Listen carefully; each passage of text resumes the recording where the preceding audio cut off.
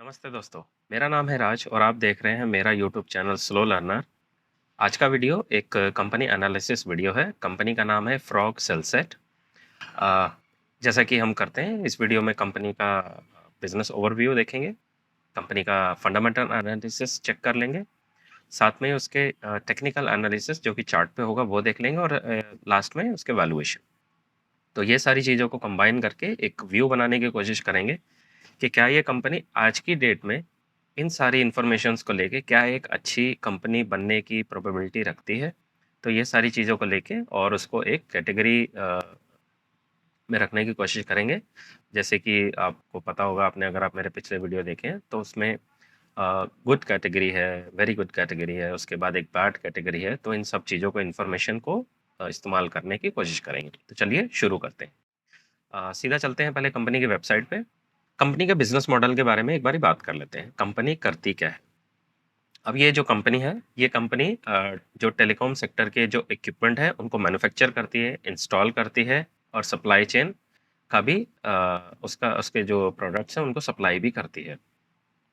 अ, इसके साथ इसके काफ़ी सारे जो इक्विपमेंट है वो कौन-कौन से कैटेगरी में आते हैं। एक तो है टेलीकॉम इक्विपमेंट में आते हैं, फिर नेटवर्क एक्सेसरीज आती हैं, आईबीएस एक्सेसरीज आती हैं। नेटवर्क एक्सेसरीज में इनके आते हैं Airtel, Vi, Ericsson, Telus, S, antenna. फिर डिजिटल रिपीटर आते हैं इनके Nokia, BSNL, Motorola, Robi. Optical dash है जो कि दिल्ली मेट्रो में और सीमेंस, अदानी, हिताची वहाँ पे इस्तेमाल करते हैं। बेस सोल्यूशन है एंटीना। कंपनी के बिजनेस मॉडल के बारे में पहले बात कर लेते हैं, कंपनी करती क्या है। बेसिकली ये कंपनी नेटवर्क इक्विपमेंट प्रोवाइड करती है। अब ये नेटवर्क इक्विपमेंट की मैन्युफैक्चरिंग करती है, उसका इंस्टॉलेशन भी करते हैं। अब ये इक्विपमेंट कहाँ-कहाँ इस्तेमाल होते हैं? ये इस्तेमाल होते हैं हमारे जो टेलीकॉम इंडस्ट्री है, मेट्रो के जो हमारे प्रोजेक्ट है वहाँ पे इस्तेमाल होते हैं, एयरपोर्ट पे इस्तेमाल होते हैं और जो बिल्डिंग्स होती हैं उसके ऊपर एंटीना का जो काम होता है जहाँ से सिग्नल मिलते हैं, वहाँ पे ये सारे इनके बनाए हुए इक्विपमेंट और जो इनके मैन्युफैक्चरिंग करते हैं, जो प्रोडक्ट वहाँ पे बताते हैं और सर्विसेज देते हैं। तो कंपनी बेसिकली टेलीकॉम, या आप कह सकते हैं कि टेलीकॉम कम्युनिकेशन के इंडस्ट्री में काम करते हैं। अब इसमें इन्होंने कुछ इनके प्रोडक्ट की प्रोफाइलिंग बताई है। टेलीकॉम इक्विपमेंट में इनके रिपीटर्स हैं, ऑप्टिकल डास है, ठीक है, बेस स्टेशन एंटीना है एंड स्मॉल सेल एंटीना है। नेटवर्क एक्सेसरीज में इनके जंपर्स हैं और जंपर्स में भी इनकी 2-3 वैरायटी हैं इनके पास। एक्सेसरीज में एंटीना है, स्प्लिटर है, कंबाइनर है, कपलर्स हैं और जो इनके क्लाइंट हैं वो नेटवर्क एक्सेसरीज में एयरटेल है इनके पास, एरिक्सन है, ठीक है? तो ऐसे करके इनके पास है। अब डिजिटल रिपीटर में इनके पास जो क्लाइंट है वो नोकिया है, बीएसएनएल है, मोटरोला है। अ, अब बेस सॉल्यूशन जो कि एंटीना और जो बिल्डिंग के ऊपर लगते हैं उसमें इनके जो हैं, एटिसलाट है, अमेरिकन टावर है, डेसिमल, एयरटेल, वोडाफोन आइडिया, ठीक है? तो इनकी इस तरीके से इनकी जो क्लाइंट की लिस्ट है और इनकी इंटरनेशनल प्रेजेंस भी है। रेवेन्यू बैकअप, इनका सेल्स ऑफ प्रोडक्ट जो ये सामान बनाते हैं, मैन्युफैक्चर करते हैं, वो टोटल कंट्रीब्यूट करता है 79% ऑफ सेल्स। और सर्विसेज जो देते हैं उसको, जैसे कि रिपेयर हो गया, मेंटेनेंस हो गया, अपग्रेड करना हो गया, अ, तो ऐसी जो सर्विसेज देते हैं जो कि इक्विपमेंट को बनाए रखता है कि चालू हालत में रहे और वो रेगुलरली काम करता रहे, उसका कंट्रीब्यूशन है 18%। और जो अदर है उससे 3% इनको रेवेन्यू जनरेट होता है, जो कि इनके टोटल सेल्स का हिस्सा है। अब इनके पास जो ऑर्डर बुक है वो आज की डेट में अवेलेबल है अप्रॉक्सीमेट 100 से 120 करोड़ की, जो कि अप डाउन होती रहती है एज पर देयर एग्जीक्यूशन। तो मोटा मोटा ये बिजनेस कंपनी का बिजनेस मॉडल है। इसके अलावा इनकी जो प्रेजेंटेशन है और जो कॉन कॉल में डिस्कस हुई हैं बातें, इनकी ग्रोथ के ड्राइवर कैसे हैं। एक तो इनको 5G इंस्ट्रक्चर जो इंफ्रास्ट्रक्चर आ रहा है इंडिया में, आपने देखा होगा कि पहले 2G था, फिर 3G, फिर 4G, अभी 5G की तरफ मूव कर रहा है और टेक्नोलॉजी रैपिडली चेंज हो रही है बड़ी स्पीड से। तो अ, तो अपॉर्चुनिटी बहुत बड़ी है।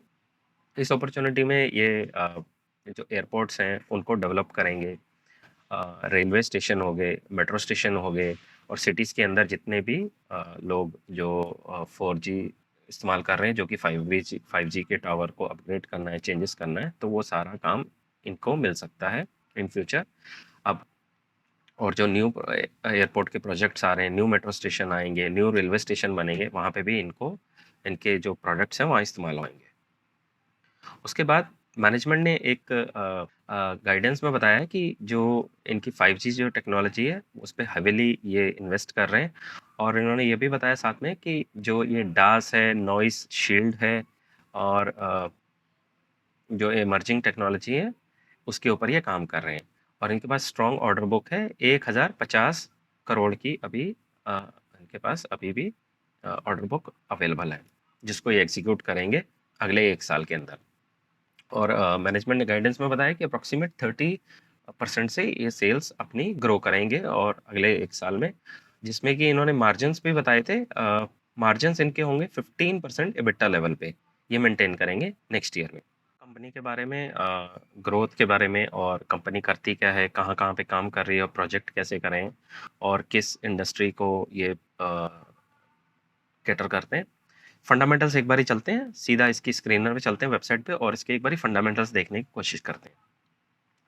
कंपनी आज की डेट में 481 करोड़ की मार्केट कैप पे है, जो कि माइक्रो कैप कैटेगरी में आती है, और कंपनी का जो मॉडल है वो B2G या B2B मेजॉरिटी है, ये मुझे लगता है, क्योंकि इनके ज़्यादातर जो प्रोजेक्ट होंगे वो गवर्नमेंट से रिलेटेड है और B2B हैं, बड़ी-बड़ी कंपनियों से। तो B2B एंड B2G ये दोनों में डील करते हैं।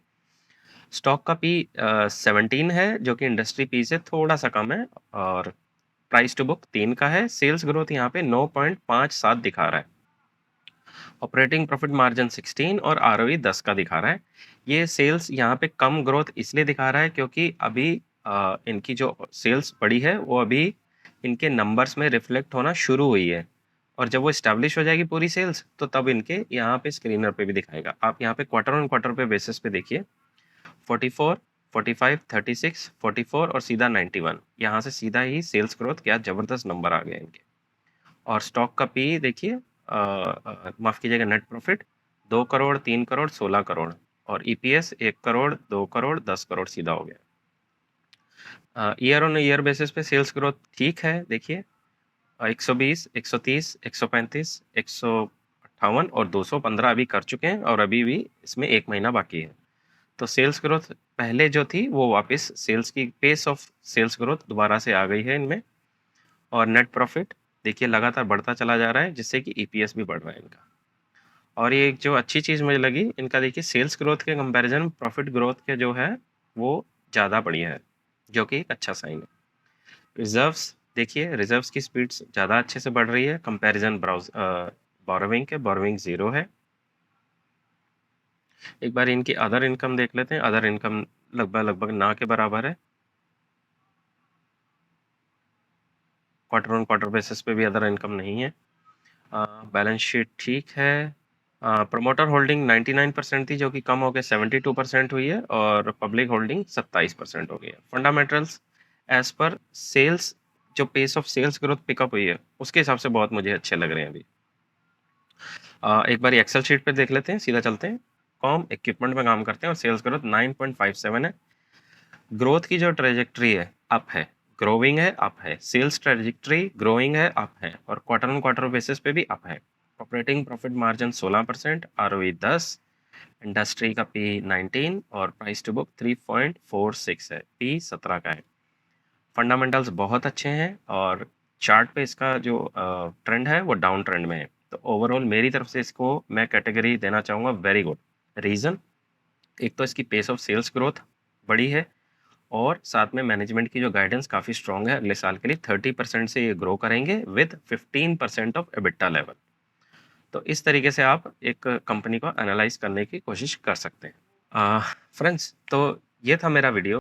गाइस, अगर ये इस वीडियो से आपको कुछ सीखने को मिला है तो प्लीज़ आप इस वीडियो को लाइक कर दीजिए, सब्सक्राइब कर दीजिए, और इस चैनल को आपके सपोर्ट की बहुत ज़रूरत है।